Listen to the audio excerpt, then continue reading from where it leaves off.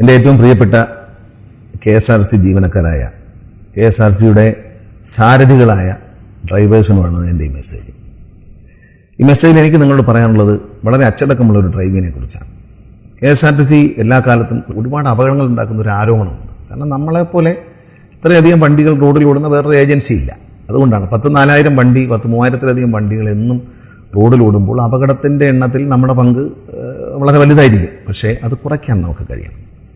ഈ അടുത്ത കാലത്തായി മദ്യപിച്ച് വണ്ടി ഓടിക്കേണ്ട എന്നൊരു നിലപാട് മാനേജ്മെൻറ്റ് എടുക്കുകയും CMDയുടെ നിർദ്ദേശപ്രകാരം മദ്യം കഴിക്കുന്നവരെ പരിശോധിക്കുകയും ചെയ്തതിന് ശേഷം വളരെയധികം അപകടങ്ങൾ കുറഞ്ഞിട്ടുണ്ട്. നിങ്ങൾ അറിയാൻ വേണ്ടി പറയുകയാണ്, സംസ്ഥാനത്ത് ഒരാഴ്ചയിൽ 7, 6, 5 മരണങ്ങളാണ് KSRTC വാഹനങ്ങൾ ഇടിച്ച് സംഭവിച്ചിരുന്നത്. ഇന്ന് ഈ പരിശോധനയ്ക്ക് ശേഷം 6ാമത്തെ ആഴ്ചയിലേക്ക് കടക്കുമ്പോൾ മരണത്തിൻ്റെ എണ്ണം 1, 2 മരണമില്ലാത്ത ആഴ്ച അങ്ങനെ എത്തി. 7ൽ നിന്നും 6ൽ നിന്നും നമ്മൾ 2ലും 1ലൊക്കെ എത്തി. ടോട്ടൽ അപകടങ്ങളുടെ എണ്ണം മേജർ ആക്സിഡൻസ് വല്ലാതെ കുറഞ്ഞു. പിന്നെ മൈനർ ആക്സിഡൻസ് ആണ്, വണ്ടി തട്ടുക, കാറിലൊരിയുക, അങ്ങനെയൊക്കെയുള്ള സംഭവം. അപ്പോൾ അതിൻ്റെ റിസൾട്ട് നമുക്ക് കിട്ടിത്തുടങ്ങിയിരിക്കുകയാണ്. അതുകൊണ്ടാണ് അതിൻ്റെ അപകടം 35 അപകടങ്ങൾ 36 അപകടങ്ങൾ ഒരാഴ്ച ഉണ്ടായിരുന്നത് 25-30 കുറഞ്ഞു. അതിൽ മേജർ ആക്സിഡൻസ് കുറഞ്ഞു, മരണവും കുറഞ്ഞു. ഇത് നമ്മുടെ ഒരു നേട്ടമാണ്. സ്വിഫ്റ്റ് ബസ്സുകളിൽ കഴിഞ്ഞ 2 ആഴ്ചകളിൽ മരണം തന്നെ ഇല്ല. അപ്പോൾ വളരെ ശ്രദ്ധയോടെ വണ്ടി ഓടിക്കുന്നത്, പ്രത്യേകിച്ച് സ്വിഫ്റ്റിൻ്റെ ഡ്രൈവർമാർ ചെറുപ്പക്കാരാണ്. നിങ്ങൾക്ക് മറ്റ് KSRTC ഡ്രൈവറോളം എക്സ്പീരിയൻസ് ഉള്ള ആൾക്കാരല്ല. അപ്പോൾ നിങ്ങൾ കുറച്ചുകൂടി ശ്രദ്ധിക്കണം. കാരണം ദീർഘദൂര യാത്ര ചെയ്യുമ്പോൾ വേഗത കൂട്ടുകയും മത്സര ഓട്ടം നടത്തുകയും ദയവ് ഇത് ചെയ്യരുത്. പിന്നെ ബസ്സിൽ ഞാൻ പറയാറുണ്ട്, ബസ്സിൽ കയറുന്ന യജമാനൻ, KSRTCയുടെ യജമാനൻ ആരെന്ന് ചോദിച്ചാൽ ഇതിൻ്റെ CMDയും ഒന്നുമല്ല, അതിൽ കയറുന്ന യാത്രക്കാരാണ്. അപ്പോൾ ആ യാത്രക്കാരുടെ ഭയപ്പെടുന്ന തരത്തിൽ വണ്ടി ഓടിക്കരുത്. വളരെ ശ്രദ്ധയോടെ വളരെ പതുക്കെ പോയാൽ മതി, ധൃതിയൊന്നുമില്ല. സമയം പാലിക്കണം. സ്റ്റേഷനിലെത്തുക, സമയത്തിന് എത്തുക, സമയത്തിന് അവിടെ നിന്ന് എടുക്കുക. കണ്ടക്ടറും ഡ്രൈവറും ശ്രദ്ധിക്കേണ്ട ഒരു കാര്യമാണ്. സമയത്തിന് വണ്ടി എടുക്കുക, സമയത്തിന് സ്റ്റേഷനിലെത്തുക. നമ്മളെ വിശ്വസിച്ച് ഈ വണ്ടി സമയത്തിന് വരും, സുരക്ഷിതമായി യാത്ര ചെയ്യാൻ കഴിയുമെന്നറിഞ്ഞാൽ ധാരാളം ആളുകൾ ഈ KSRTC ഒരു പൊതുഗതാഗത സംവിധാനമായിട്ട് എടുക്കും. നമുക്ക് നഷ്ടപ്പെട്ടു പോയ പലരെയും നമുക്ക് കൊണ്ടുവരാൻ കഴിയും. സിനിമാ തിയേറ്ററുകളിൽ നിന്ന് ആളുകൾ അകന്നുപോയി. 2011 ഞാൻ മന്ത്രിയായിരിക്കുമ്പോൾ സിനിമാ തിയേറ്ററിൽ നിന്ന് ആളുകൾ അകന്നുപോയി. പക്ഷെ ഞാൻ സ്വീകരിച്ചിട്ടുള്ള നിലപാടുകൾ ഇന്ന് സിനിമ എന്ന് പറയുന്ന വ്യവസായത്തെ ഏറ്റവും വിജയത്തിലെത്തിച്ചു. കേരളത്തിൽ എയർ കണ്ടീഷൻ ഇല്ലാത്ത തിയേറ്ററില്ല, തമിഴ്നാട്ടിലും ആന്ധ്രയിലും ഒക്കെ ഉണ്ട് എന്ന് പറഞ്ഞതുപോലെ ഇപ്പോൾ ഞാൻ പറയുമ്പോൾ നിങ്ങൾക്ക് ചിലപ്പോൾ ബുദ്ധിമുട്ടായിട്ട് തോന്നും. പക്ഷേ പിന്നീട് ഇതിൻ്റെ റിസൾട്ട് വളരെ നന്നാകുമെന്നതിന് എനിക്ക് യാതൊരു സംശയമില്ല. അതുകൊണ്ട് എൻ്റെ പ്രിയപ്പെട്ട ഡ്രൈവേഴ്സിനോട് എനിക്ക് പറയാനുള്ളത്, വണ്ടി ശ്രദ്ധയോടെ ഓടിക്കുക. ഓവർ സ്പീഡ് ചെയ്യേണ്ട കാര്യമില്ല. സമയത്തിനെത്താൻ നമുക്ക് കഴിയും. പക്ഷെ നമ്മുടെ റോഡുകളിലെ ഒരു പരിമിതിയെല്ലാം മനസ്സിലാക്കിക്കൊണ്ട് ചെറിയ വാഹനങ്ങൾ വരുമ്പോൾ, ഇപ്പോൾ സ്കൂട്ടറിൽ വരുന്ന സ്ത്രീകളുണ്ട്, ചെറുപ്പക്കാർ കുട്ടികൾ, ബൈക്കിൽ വരുന്നവരുണ്ട്, കാറിൽ വരുന്നവരുണ്ട്. നമ്മളൊരു വലിയ വാഹനമാണ്, നമ്മളെ വാഹനം തട്ടിയാൽ നമുക്ക് വലിയ കുഴപ്പമൊന്നും പറ്റത്തില്ല. പക്ഷേ ദയവ് ചെയ്ത് അവരെ തട്ടാതെ മുട്ടാതെ ഇരിക്കുക. കാരണം അവരെ ഒഴിഞ്ഞു പോട്ടെ, നമ്മൾ മത്സര ഓട്ടത്തിന് പോകണ്ട. നമ്മൾ പതുക്കെ സ്കൂട്ടറിലൊക്കെ വന്ന് ചില സർക്കസൊക്കെ ചില കാണിക്കും, വിട്ടേക്കുക. അവരെ അങ്ങ് ക്ഷമിച്ച് വിട്ടേക്കുക. നിങ്ങൾ കുറച്ചുകൂടി പക്വത കാണിക്കണം. അവരോട് മത്സരത്തിന്, മറ്റൊരു ബസ്സുമായി മത്സരത്തിന്, പ്രൈവറ്റ് ബസ്സുമായ മത്സരത്തിന് ഒന്നും പോകണ്ട. ഈ മത്സരത്തിൻ്റെ റിസൾട്ട് എന്ന് പറയുന്നത് റോഡിൽ നിൽക്കുന്ന നിരപരാധിയായ നിഷ്കളങ്കരായ ഒരു വ്യക്തിയുടെ ആക്സിഡൻ്റലായിട്ടുള്ള മരണമായിരിക്കും. ആ മരണം നിങ്ങൾ ശ്രദ്ധിക്കൂ. ആ മരണം, നമ്മുടെ അശ്രദ്ധ കൊണ്ടാകുന്ന മരണം ആ കുടുംബത്തെ തകിടമറിക്കും. ഒരു വീടിൻ്റെ നാഥനായ ഒരു വ്യക്തിയാണ് മരിക്കുന്നതെങ്കിൽ ആ കുടുംബത്തിലെ കുഞ്ഞുങ്ങളും അമ്മയും ഒക്കെ തകിടമറിയും. ഒരമ്മയാണ് മരിക്കുന്നതെങ്കിൽ അവർ വളർത്തിക്കൊണ്ടുവരുന്ന കുഞ്ഞുങ്ങളും അവരെ കുടുംബവും ആകെ താറുമാറായിപ്പോവും. ആ കുടുംബം എല്ലാം താറുമാറായിപ്പോവും. അപ്പോൾ അതുകൊണ്ട് എനിക്ക് നിങ്ങളടുത്ത് പറയാനുള്ളത്, ശ്രദ്ധയോടെ വണ്ടി ഓടിക്കുക. ശ്രദ്ധിക്കേണ്ട വളരെ പ്രധാനപ്പെട്ട മറ്റൊരു കാര്യം, നമ്മൾ ബസ്സുകൾ, KSRTC ബസ്സുകളായാലും പ്രൈവറ്റ് ബസ്സുകളായാലും നിർത്തുമ്പോൾ റോഡിൻ്റെ ഇടത്തുവശം മാക്സിമം ചേർത്ത് ഒതുക്കി നിർത്തുക. അതുപോലെ തന്നെ എതിർവശത്ത് വരുന്ന ബസ്സും ഇവിടുന്ന് അങ്ങോട്ട് പോകുന്ന ബസ്സും കൂടി സമാന്തരമായി നിർത്താതിരിക്കുക. സ്റ്റോപ്പായിരിക്കാം, പക്ഷേ സ്റ്റോപ്പിൽ നിന്ന് മാറ്റി നിർത്തിയാലും കുഴപ്പമില്ല. സമാന്തരമായി നിർത്തരുത്. സമാന്തരമായി നിർത്തുമ്പോൾ അതുവഴി കടന്നു പോകുന്ന മറ്റ് യാത്രക്കാർക്കും മറ്റ് വാഹനം ഓടിക്കുന്നവർക്കും അത് വലിയ ബുദ്ധിമുട്ടായി മാറും. പിന്നെ അത് ഗതാഗത കുരുക്കായി മാറും. അതുകൊണ്ട് ഇന്നു മുതൽ നിങ്ങൾ ദയവ് ചെയ്ത് ഇടതുവശം ചേർത്ത് നിർത്തുക. ഒരു വണ്ടി നിർത്തിയിരിക്കുന്ന കണ്ടാൽ മറ്റേ വണ്ടി അതിന് സമാന്തരമായി നിർത്താതിരിക്കുക. കുറച്ച് മുന്നോട്ട് മാറ്റി നിർത്തുക. അതിനിടയിലൂടെ വാഹനങ്ങൾക്ക് കടന്നു പോകാനുള്ള ഡിസ്റ്റൻസ് ഇട്ടേ നിർത്താൻ പാടുള്ളൂ. കാരണം അത് നമ്മൾ KSRTC പോലൊരു സ്ഥാപനം, അതുപോലെ പ്രൈവറ്റ് ബസ്സുകാർക്കും ഇത് ബാധകമാണ്. ഇത് നാട്ടിലൊരു മറ്റുള്ളവർക്കൊരു ബുദ്ധിമുട്ടായി മാറാതിരിക്കാൻ നമ്മൾ പ്രത്യേകം ശ്രദ്ധിക്കണം. പ്രൈവറ്റ് ബസ്സിനോടും പറയണം, അവരും ഇതുപോലെ പാരലായിട്ട് നിർത്താൻ പാടില്ല. മാക്സിമം ലെഫ്റ്റിലേക്ക് ഒതുക്കി നിർത്തുക. പ്രൈവറ്റ് ബസ്സിൻ്റെ മുമ്പിലേക്ക് മറ്റൊരു ബസ് കടന്നു പോകുന്ന നിലയിൽ അവർ ചെയ്യുന്നൊരു പരിപാടിയാണ്, മുമ്പിൽ കൊണ്ടു നിർത്തും, വേറെ ആരും കയറി പോയിരിക്കാൻ വേണ്ടി. മറ്റുള്ളവർക്കും റോഡിൽ യാത്ര ചെയ്യാൻ അവകാശമുണ്ട്. ആ അവകാശത്തെക്കുറിച്ച് നമ്മൾ ബോധവാന്മാരായിരിക്കണം. അതുകൊണ്ട് ഒരു കാരണവശാലും റോഡിന് നടുവിൽ വണ്ടി നിർത്തരുത്. വണ്ടി ഒതുക്കി നിർത്തി ആളുകളെ ഇറക്കുക, കയറ്റുക. സമാന്തരമായി വണ്ടികൾ നിർത്തരുത്. കഴിയുന്ന അപകടം ഉണ്ടാക്കാതിരിക്കുക. ഓവർ സ്പീഡ് ചെയ്യേണ്ട കാര്യമില്ല. ചില ഡ്രൈവർമാർ നന്നായി ഓടിക്കുമെന്ന് പലരും സോഷ്യൽ മീഡിയയിലൊക്കെ എഴുതാറുണ്ട്. അതുപോലെ തന്നെ വളരെ റെക്ലെസ് ആയിട്ട് ഒരു മര്യാദയില്ലാതെ വണ്ടി ഓടിക്കുന്നവരുണ്ട്. അത്തരം വണ്ടി ഓടി പോകേണ്ട. ഫോണിൽ സംസാരിച്ചുകൊണ്ട് വണ്ടി ഓടിക്കരുത്. KSRTC ഡ്യൂട്ടിയിലിരിക്കുമ്പോൾ ഒരു നല്ല പാട്ട് പാടുന്ന ഡ്രൈവറെ ഞാൻ കണ്ടു. അപ്പോൾ അദ്ദേഹത്തിൻ്റെ നമ്പർ ഞാൻ എടുത്തു ഒന്ന് അഭിനന്ദിക്കാൻ വേണ്ടി. ഞാൻ പല പ്രാവശ്യം വിളിച്ചപ്പോഴും എടുത്തില്ല.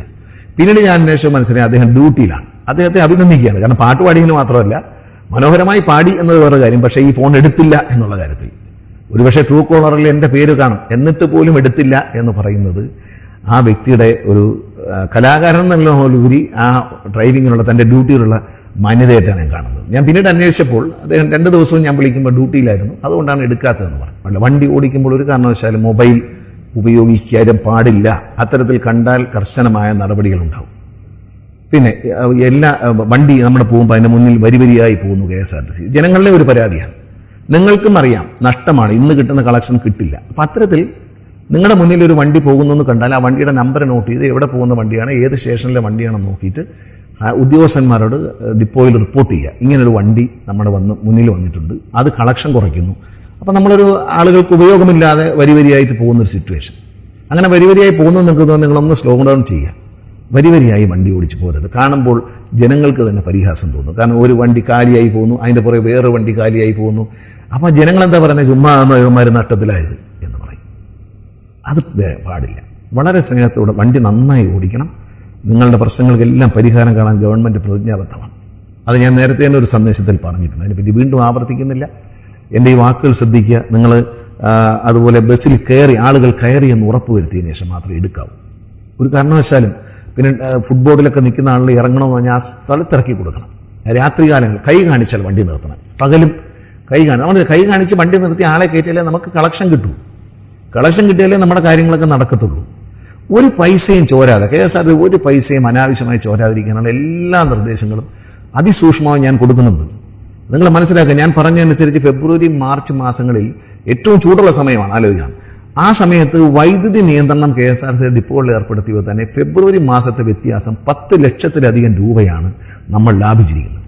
ഫെബ്രുവരിയിൽ കൊടുത്തതിനേക്കാൾ ചൂട് കൂടിയ മാർച്ചിൽ നമ്മൾ 10 ലക്ഷം രൂപ ലാഭിച്ചു എന്ന് പറയുമ്പോൾ KSRTCയുടെ ചെലവ് എങ്ങനെ കുറയുന്നു നിങ്ങൾ മനസ്സിലാക്കണം. ഇത് അതിസൂക്ഷ്മമായി ഞാൻ നോക്കുകയാണ്. അതുകൊണ്ടാണ് പറഞ്ഞത് ഡീസൽ ആവശ്യമില്ലാതെ ആക്സിലേറ്ററിൽ അനാവശ്യമായി കാല് കൊടുക്കരുത്. അത് ഇലക്ട്രിക് വണ്ടിയാണെങ്കിലും ഗ്യാസ് വണ്ടിയാണെങ്കിലും ഡീസൽ വണ്ടിയാണെങ്കിലും അനാവശ്യമായി ആക്സിലേറ്റർ കൊടുത്തും അനാവശ്യമായി ഗിയറിട്ടും മത്സരങ്ങൾ നടത്തിയും ഡീസൽ വേസ്റ്റ് ആക്കരുത്. പരമാവധി ഡീസൽ നമുക്ക് മൈലേജ് കിട്ടത്തക്ക രീതിയിൽ വേണം നിങ്ങൾ വണ്ടി ഓടിക്കാൻ. അതിനുള്ള പരിശീലനം ആവശ്യമുണ്ടെങ്കിൽ അത് തരാൻ നമ്മൾ തയ്യാറാണ്. എന്തെങ്കിലും സംശയം ഉണ്ടെങ്കിൽ മറ്റ് സീനിയറായിട്ടുള്ള ഡ്രൈവേഴ്സിനോട് ചോദിച്ച് നിങ്ങൾ മനസ്സിലാക്കണം. അനാവശ്യമായി ഡീസൽ കത്തി ഏറ്റവും കൂടുതൽ ഡീസൽ ലാഭിക്കുക എന്നുള്ളതാണ്. നമ്മുടെ വരുമാനത്തിൻ്റെ 50% ഡീസലിലാണ് കൊടുത്തുകൊണ്ടിരിക്കുക. ഇപ്പോൾ കുറഞ്ഞു വരികയാണ്, നമ്മൾ ഡീസൽ കുറച്ച് കൊണ്ടുവരികയാണ്. അപ്പോൾ നിങ്ങളുടെ സഹകരണമൊക്കെ കരുതി വേണം. ഡീസൽ കുറച്ച് ലാഭിച്ചാലേ നമുക്കിത് മുന്നോട്ട് പോകുമ്പോൾ നമുക്കിത് നേട്ടത്തിലേക്ക് കൊണ്ടുവരാൻ പറ്റത്തുള്ളൂ. അത് നിങ്ങളുടെ കയ്യിലാണ്. ഇപ്പോൾ എൻ്റെ കയ്യിലോ മറ്റൊരു ഉദ്യോഗസ്ഥൻ്റെ കയ്യിലോ ഒന്നുമല്ല ഇതിൻ്റെ ഡീസലിൻ്റെ കൺട്രോൾ. ഡീസലിൻ്റെ കൺട്രോൾ നിങ്ങളുടെ കയ്യിലാണ്. മാക്സിമം ഡീസലാണ്. അതുപോലെ ഇലക്ട്രിക് ബസ് അനാവശ്യമായി ചവിട്ടിയാൽ വണ്ടി നീങ്ങില്ല. വെറുതെ ചവിട്ടരുത്. ആവശ്യത്തിന് ആക്സിലേറ്റർ കൊടുത്താൽ മതി. അതൊരു ഇലക്ട്രിക് മോട്ടറാണ് വർക്ക് ചെയ്യുന്നത്. അത് ഒരു ചവിട്ടി താത്ത കൊണ്ട് പെട്ടെന്ന് ഓടുകയൊന്നുമില്ല. അപ്പോൾ അതൊക്കെ ശ്രദ്ധിച്ച് വേണം നമ്മൾ ഓടിക്കാൻ. ഗ്യാസ് വണ്ടികളുണ്ട്. ആ ഗ്യാസ് വണ്ടികൾ അനാവശ്യമായി ചവിട്ടിയാൽ കത്താത്ത ഗ്യാസ് CNG പുറത്തേക്ക് പോകും, കത്തില്ല, അത് വേസ്റ്റാണ്. അപ്പോൾ അതുകൊണ്ട് ആവശ്യത്തിന് ആക്സിലേറ്റർ കൊടുത്ത് വണ്ടി ഓടിക്കണം. ഫ്യൂവൽ എഫിഷ്യൻസി വർദ്ധിപ്പിക്കാൻ നിങ്ങൾ വളരെ ശ്രമിക്കണം. വണ്ടി ഓടിച്ചു വരുമ്പോൾ എന്തെങ്കിലും തകരാറുള്ളതായിട്ട് ബ്രേക്കോ എന്തായിക്കോട്ടെ വയറിങ്ങോ എന്തെങ്കിലും തകരാറ്, ഒരു വൈപ്പറിൻ്റെ അല്ലെങ്കിൽ ഒരു ലൈറ്റ് കത്തുന്നില്ലെന്ന് തോന്നിയാൽ പോലും ദയവ് ചെയ്ത് നിങ്ങൾ ഉടൻ തന്നെ അന്ന് തന്നെ ഡ്യൂട്ടി കഴിഞ്ഞ് ഇറങ്ങിയാൽ മെക്കാനിക്കൽ സ്റ്റാഫിന് എഴുതി കൊടുത്തിട്ടേ പോകാം. അത് പരിഹരിച്ചിരിക്കണം. ഒരു ചെറിയ മിസ്റ്റേക്ക് പോലും നമ്മൾ പരിഹരിച്ചു പോകണം. എന്തെങ്കിലും തരം വണ്ടി ഓടിക്കുന്ന ആളിനെ മനസ്സിലാവുള്ളൂ വണ്ടിക്ക് എന്താ കുഴപ്പമുള്ളത്. ആ കുഴപ്പം ഫീൽ ചെയ്താൽ, അങ്ങനെ കുഴപ്പം ഉണ്ടാകണമെന്നില്ല, എന്നാൽ അങ്ങനെ ഒരു ഫീൽ വന്നാൽ പോലും ഉടൻ തന്നെ റിപ്പോർട്ട് ചെയ്യണം. പിന്നെ സീറ്റ് റിസർവ് ചെയ്യുന്നവരെ കൃത്യമായി വണ്ടി കയറ്റി കൊണ്ടുപോകണം. ആര് കൈ കാണിച്ചാലും നിങ്ങൾ പരമാവധി സൂപ്പർ ഫാസ്റ്റ് ആണെങ്കിൽ പോലും ഞാൻ പറയുന്നു, ദയവ് ചെയ്ത് ആരെങ്കിലും 2-3 പേര് റോഡിൽ നിന്ന് കൈ കാണിക്കും, അവിടെ തന്നെ നിർത്തി കൊടുക്കൂ, കയറട്ടെ. അവർ കൂടി കയറുമ്പോൾ നമുക്ക് വരുമാനം വർദ്ധിക്കാം. നമുക്ക് കിട്ടുന്ന വരുമാനം 1 പൈസ പോലും ചോർന്നു പോയിരിക്കാൻ വേണ്ടി ഞാൻ എല്ലാ സംവിധാനങ്ങളും ഉണ്ടാക്കുന്നുണ്ട്. ആ വിശ്വാസം നിങ്ങൾക്ക് വേണം. നിങ്ങൾ അധ്വാനിച്ച്, നിങ്ങളെ ഞാൻ കുറ്റം പറയാം, നിങ്ങൾ അധ്വാനിച്ച് രാവിലെ മുതൽ ഓടി വെയിൽ കൊണ്ട് ചൂടനുഭവിച്ച് പൊടി അനുഭവിച്ച് ജനങ്ങളുടെ ഇടയിൽ തിക്കും തിരക്കിലും പെട്ട് എല്ലാം ടിക്കറ്റൊക്കെ എടുത്ത് വരുമ്പോൾ ആ പണം ദുരുപയോഗം ചെയ്യപ്പെടുന്നു എന്നുള്ളത് നിങ്ങളുടെ മനസ്സിൽ പലരെയും അലട്ടുന്നൊരു കാര്യമാണ്. അത്തരത്തിൽ 1 രൂപ പോലും KSRTCയിൽ ദുരുപയോഗം ചെയ്യാൻ ഞാൻ അനുവദിക്കത്തില്ല. ഈ സർക്കാരിൻ്റെ നയമല്ലത്. അതുകൊണ്ട് ചെലവ് പരമാവധി ചുരുക്കുകയാണ്. നിങ്ങൾ അധ്വാനിച്ചു കൊണ്ടിരുന്ന പണം നിങ്ങൾക്ക് തന്നെ പ്രയോജനപ്പെടും, ഒരു സംശയം അക്കാര്യത്തിൽ വേണ്ട. പല കടങ്ങളും KSRTCയിലെ ജീവനക്കാരുടെ സൊസൈറ്റിയിലുള്ള കടങ്ങൾ ഇതെല്ലാം നിങ്ങൾ ശ്രദ്ധിക്കും. ഞാൻ കുറേശ്ശെ ഞാനത് അടച്ചു തുടങ്ങിയിരിക്കുന്നു. നിർബന്ധമായി അടപ്പിക്കുകയാണ്. നിങ്ങളുടെ ആനുകൂല്യങ്ങൾ പലതും നിങ്ങളെടുത്ത ലോൺ അടയ്ക്കാതിരുന്ന പലതിൽ കോടിക്കണക്കിന് രൂപയാണ് ഈ കഴിഞ്ഞ 2-3 മാസമായിട്ട് നമ്മൾ അടച്ചതെന്ന് നിങ്ങളുടെ യൂണിയൻ ലീഡേഴ്സിനോടും മറ്റുള്ളവരും അനുഭവസ്ഥരായ സഹപ്രവർത്തകരോട് ചോദിക്കും. അപ്പം നിങ്ങളുടെ നന്മയ്ക്ക് വേണ്ടി നമ്മൾ ചെയ്യുമ്പോൾ ഈ സ്ഥാപനത്തിൻ്റെ നന്മയ്ക്ക് വേണ്ടി നിങ്ങളും ഈ പറഞ്ഞ കാര്യങ്ങൾ ദയവേത് അനുസരിക്കണം. സ്നേഹത്തോടെ എൻ്റെ ഈ വാക്കുകൾ കേൾക്കുകയും അത് നമ്മുടെ പ്രവൃത്തിയിൽ പകർത്താൻ ശ്രമിക്കാൻ എല്ലാവരോടും ഞാൻ ഹൃദയം നിറഞ്ഞ എൻ്റെ നന്ദി അറിയിക്കുക.